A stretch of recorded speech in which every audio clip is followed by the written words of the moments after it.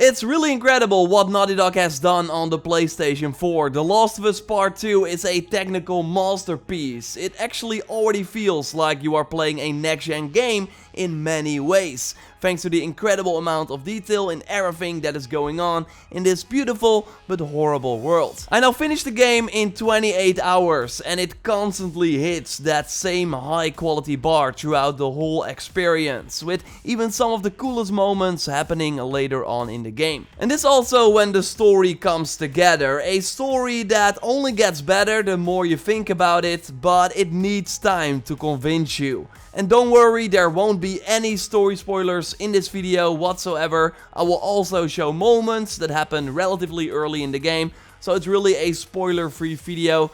So let's get into it. A like on the video would be super appreciated, and let's go. She kissed me. It was just Dina being Dina. She didn't mean anything by it. I was talking about your fight with Seth. Wait, you kissed Dina?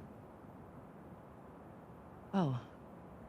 Whenever you boot up a new Naughty Dog game for the first time, you are immediately reminded of the fact that they are absolutely still the best in creating incredible cutscenes between believable human characters. Characters that, just like in the first game, you grow incredibly attached to throughout the story. And this is the very start of the game, 4 years after the end of the first one.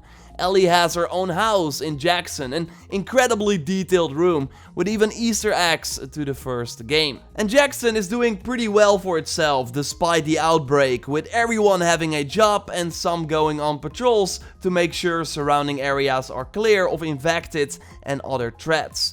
And one of the biggest improvements over the previous game are the companions. Totally expect in true Naughty Dog fashion the familiar and frequent conversations between Ellie and her partner in crime at that moment. But it will not just be small talk. No, your companions will also comment on things you interact with or actually grab things for you that deserve your attention. But more importantly, they are incredibly helpful in combat and understand that if you want to stay stealthy and take out an infected, that they should do the same. But when you are spotted, they also have no issue using their gun, like here Dina even cleared both infected with one headshot. The game never feels like an escort mission, it never feels like you are babysitting a character. Everyone you come across knows how to take care of themselves, take cover when needed, and they can actually give you tips as well, so you can easily spot enemies. One of the highlights of this game is going on missions with quite a lot of different characters, so you will not only get to know them better, but it also keeps the experience fresh, although the incredibly varied environments will totally help with that too. From the snowy Jackson to the more overgrown and urban Seattle, as we've seen many times before in the trailer already. And in Seattle you will visit many public areas like banks, shops and museums that all look incredibly detailed, and you could see how people would actually go here before the outbreak. One of my favorite parts of the game is the incredibly open Seattle area that you encounter very early, and it's an evolution of what Naughty Dog already tried in Uncharted: The Lost Legacy. You likely remember that area, right? That was way bigger than the rest of the game and where you had different objectives and you could tackle them in any order. In this game it's slightly different. You still have one objective, but there are just many optional buildings that you can explore if you want. You can really hop off at any moment and check out this destroyed structure, or maybe a car that you find that might contain some valuable resources or notes with information of what actually happened. But also many buildings that are still intact can be entered, and by exploring them you actually learn about secret stashes or places that might be worth the visit. And the interesting part is that it's all optional, like you do not have to go to these places if you just want to continue with the story.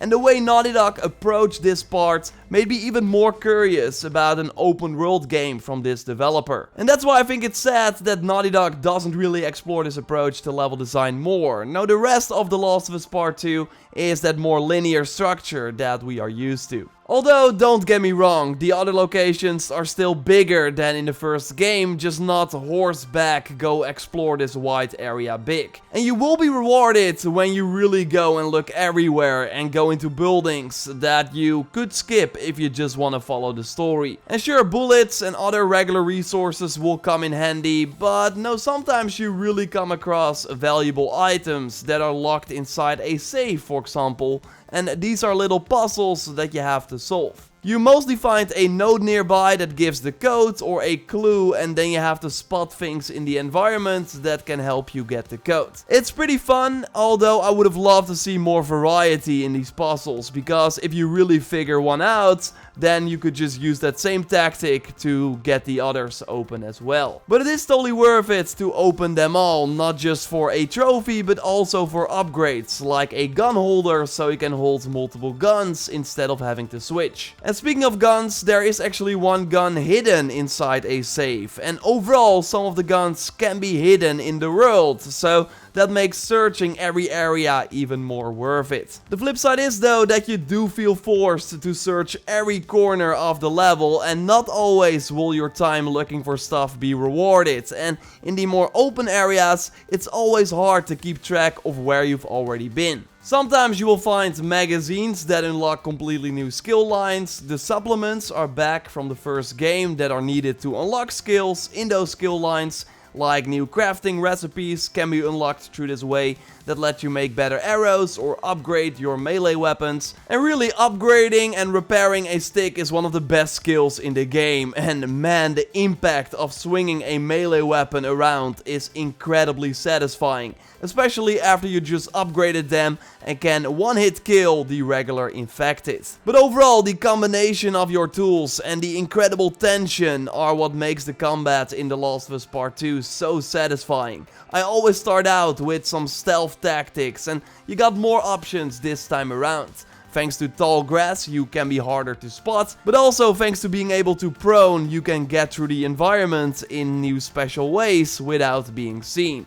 And yes, Ellie can swim now, and that is not only nice to get through certain parts of the game, but also later on can be used in combat scenarios to disappear from enemies or get behind them without them noticing. And it will, by the way, not be, hey, Ellie can suddenly swim. No, there will be a cool nod to that in the game for sure. But to be fair, I do not really care if I get spotted, because using weapons feels awesome with the proper blowback and variety between the different guns, and upgrading them at the workbench will significantly improve them thanks to scopes that can be added, or extra ammo, or stability, for example. And it's just a joy to see Ellie upgrade her weapon, and I can't show you this sadly in footage, but when you come out of the water, the weapons will still be wet on the working bench, or there could be a different light that requires Ellie to turn it on in a different way. Everything is thought of, and it just highlights the incredible attention to detail that Naughty Dog put in this game.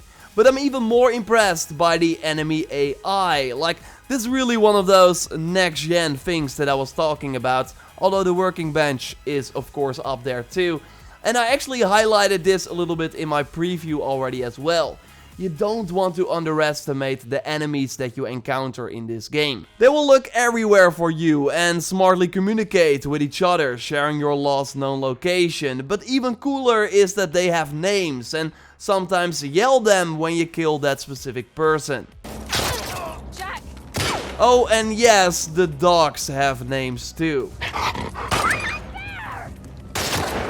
It makes these enemies just way more human, and the incredible brutal animations and noises you hear when the enemies go down make every kill count.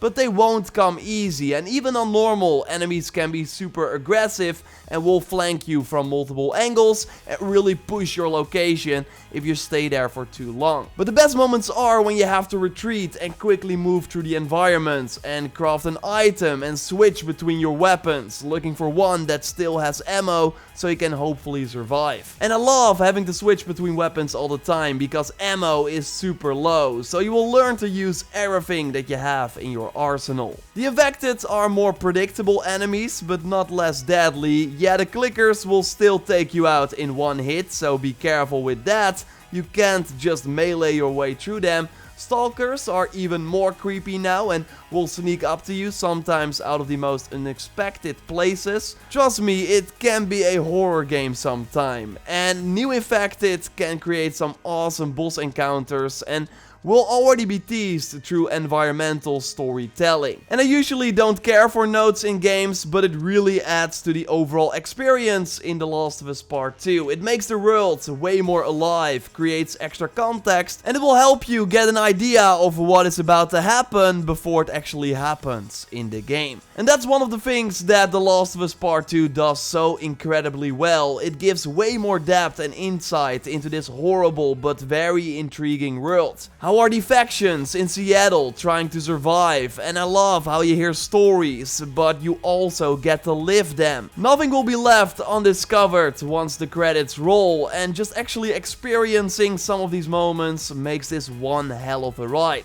The marketing for this game is very interesting because it gives you a different idea of what the story of this game is. And again, I won't spoil anything, but I think it's good to let you know that you want to go into this game not expecting a similar journey as we saw in The Last of Us 1.